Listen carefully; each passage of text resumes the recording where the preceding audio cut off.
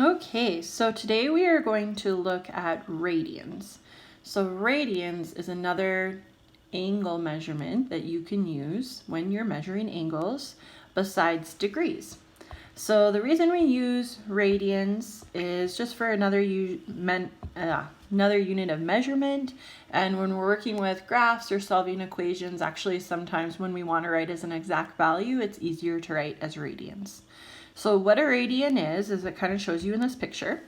If you were to have the radius and the arc length, and these were the exact same lengths, the 1 radian would be the angle in between the radius and the arc length that were the exact same length. So to kind of draw a circle for you, and yesterday we worked on angles in degrees. So we talked about how from here to here would be 90 degrees, then 180 would be half a rotation, 270 would take us here, and then 360 degrees, of course, would be a full rotation. So when we're working with radians, a lot of times we'll use measurements of pi. And the reason we use measurements of pi is so that we can have that exact value. So 90 degrees is actually pi over 2. 180 degrees would be pi radians. 270 degrees would be 3 pi over 2 radians. And 360 degrees would be 2 pi radians. So instead of saying an angle is 360 degrees, you could say an angle is 2 pi radians, and that would mean the exact same thing. All right, so if you want to, because when we go back to this picture here, we see that 1 pi is equivalent to 180 degrees. So you will need to convert back and forth between degrees and radians. And this is how you would do that. So if you need to convert from degrees to radians, you multiply by pi over 180. If you need to convert from radians to degrees, you will multiply by 180 over pi. Just think about your answer. Does it make sense? Right? 180 degrees is a lot bigger than pi, which is 3.14. So if I have an angle of 7 pi, I should have a really big angle in degrees. Okay, so let's actually try that. So we are going to take this angle in degrees, and to get it to radians, we're going to multiply by pi over 180. So all we do is we go pi over 180. It says round to the nearest tenth, so we're just going to type that on our calculator, 270 times pi over 180, and we end up with 4.7 radians. That's how we would write it as a decimal answer. If we wanted an exact value, we would need to keep that pi. So really, I would just reduce the 270 over 180. So I would type 270 over 180, math fraction, and that gives me 3 pi over 2, which makes sense because we actually drew this angle in our diagram. So I will skip these other examples. Feel free to try them out. The solutions are on the notes that are posted on Moodle. Okay, so now we're going to do the opposite. So we're going to go from radians to degrees. So this time, if we want to go from radians to degrees, we need to times by 180 over pi. Okay, so if I times pi over 4 by 180 over pi, what ends up happening is those pi's cancel out. 180 divided by 4, and you can type it in your calculator if you're not sure, but it should give you 45 degrees. So then my angle would be 45 degrees. Okay, and I'm going to skip this one. Again, you can look at your solution online if you want to double check it and try it by yourself. We'll do this one though. So, like I said, sometimes radians will be expressed as a decimal. Sometimes it'll be expressed in pi units. You'll see both. So what you do is you take that 1.57 and you just times it by 180 over pi, and you type it on your calculator. And then your answer is 89.95. If I round to the nearest tenth, I get pretty much 90 degrees. 90.0 degrees if I round to the nearest tenth. Okay, there we go. The one thing I want you to watch for is sometimes I have kids who are so used to seeing radians expressed in pi units that they'll take an angle in radians that's written as a decimal and just add pi. So this 1.57 radians is not the same as 1.57 pi radians. Because if you were to type 1.57 pi on your calculator, you actually end up with a pretty big number. You end up with 4.93, so that's a very different number. Okay, so now we're going to kind of review what we did yesterday. Yesterday we drew principal, coterminal, and reference angles in degrees. Today we're going to do that same thing, but in radians. So I'm going to draw that little diagram I drew on that first slide. So we have pi over 2, pi, 3 pi over 2, and 2 pi is a full rotation. Okay, so it says draw the angle in standard position. So 3 pi over 4, 3 over 4, that's almost a full pi, so that's going to be about right here. Okay, that's my principal angle. So that is my principal angle. I don't need to state it. It already is there. Now I'm actually going to skip to the last one here where it says write an expression involving the principal angle for coterminal angles. So if you remember in the last lesson, to write a coterminal angle, we would take our principal angle and add a full rotation, which was 360 degrees. We're going to do the exact same thing with radians. We're going to take our principal angle and we're going to add a full rotation, but instead of in degrees, we'll add it in radians. So instead of 360 degrees, we'll use 2 pi. N, where once again, N represents the rotations, so any integer. All right, so let's actually find some coterminal angles here. So let's find a positive coterminal angle. So we're going to take our formula and let's add 1 rotation. So I'm going to replace N with 1. And I'm actually going to ignore the pi's here and just add the 3 over 4 plus 2. It's almost like collecting like terms. And then I'll just add the pi on after. So 3 over 4 plus 2, and I'll go math fraction to keep that as a fraction. I have 11 over 4 pi. So once again, what a coterminal angle means is it means if you were to go 1 full rotation past that angle, your angle would be 11 pi over 4. So now we want to find a negative angle as well. So we're going to use the same formula, except for this time we want a negative rotation. So I'm going to replace that N with negative 1. And I'm going to ignore the pi and just add 3 over 4 plus negative 2. Math fraction, and I end up with negative 5 pi over 4, and I'll add the pi back on. So this is my negative coterminal angle, positive coterminal angle. And once again, there's an infinite amount of coterminal angles that would result in the same terminal arm. So what that negative angle means is it means from here to here would be negative 5 pi over 4. Okay, so let's try the next one here. So negative pi over 3, so we know negative pi over 2 would be from here to here, so it's not quite that far. So negative pi over 3 would be about right here. So my negative angle is here. Okay, so the first step is to find the principal angle. All right, so if this is pi over 3, negative pi over 3, I know a full rotation is 2 pi, and 2 pi is the same as 6 pi over 3, right? Because 6 over 3 is the same as 2. So then that means the rotation, the principal angle from here to here, has to be 5 pi over 3, and that's just adding and subtracting fractions there. So this has to be 5 pi over 3 because this little section is pi over 3.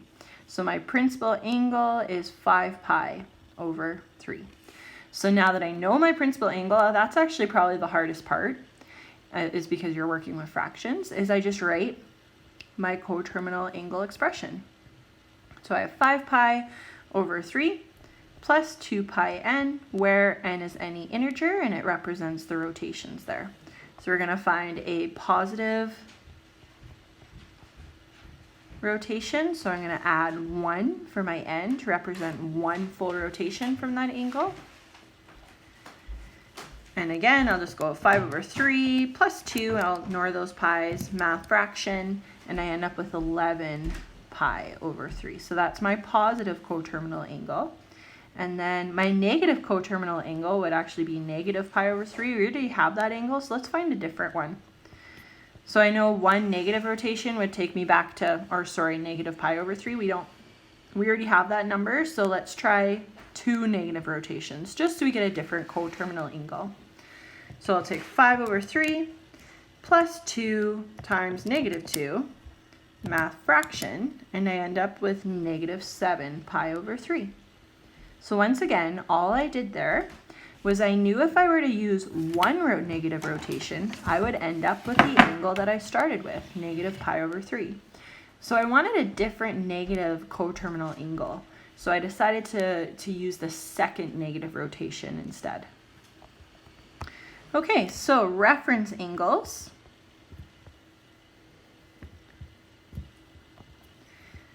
We know pi would be 3 over 3, so 4 pi has to be a little further than that. So it's going to be right here. So remember, a reference angle is the angle between the terminal arm and the x-axis, the shortest angle. It's always below 90 degrees, or in this case, below pi over 2. So if here to here is 1 pi, that would be 3 over 3, because pi is the same as 3 pi over 3. So the missing little section here, this little green angle, the reference angle, has to be pi over 3 in order to get to that 4 pi. So my reference angle is pi over 3. Okay. And again, just because it's fraction work, for a lot of kids, this is one of the trickier ideas with the lesson, okay, is the fraction work that you need to use. Okay, so negative 5 pi over 4. So negative means I'm going to go the other direction. So I'm going to go down from that initial arm instead of up. I know from here to here would be negative pi.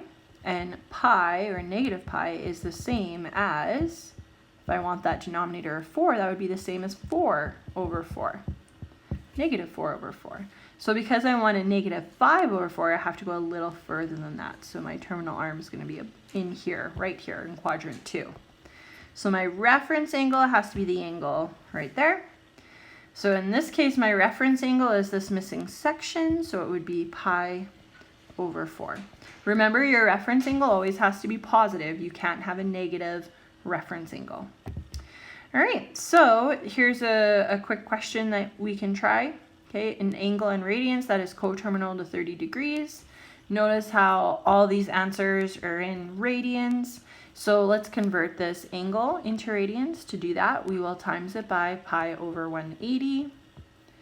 Okay, I'm going to keep my pi units. So I'm going to just reduce the fraction of 30 over 180, and I get 1 over 6. So I know 30 degrees is the same as pi over 6. So to write an expression to represent all coterminal angles, I'd have pi over 6 plus 2 pi n, where n represents those rotations. And now what I would do is I would just try some different rotations. So what would be one positive rotation? So if I were to add 1 over 6 plus 2 gives me 13 pi over 6. Is that an answer? No, it's not. Okay, so let's try 2 rotations.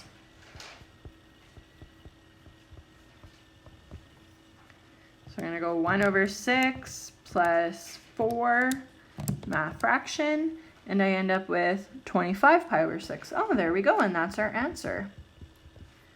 Okay, and then if that wasn't my answer, I would probably try some negative rotations until I found one that worked. But because we found the answer, we don't need to continue. Okay, so our next part of this lesson is arc length.